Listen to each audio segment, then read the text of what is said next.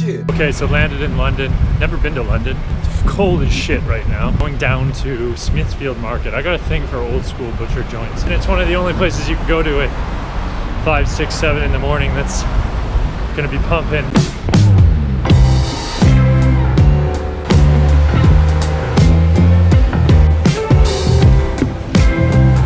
I love a town where before 8:30 a.m. you can have a full pint of Guinness, a full English breakfast with black pudding. And the reason for that is because the bars and pubs near the market there have special liquor licenses so they can sell booze by 7 a.m. Good rule.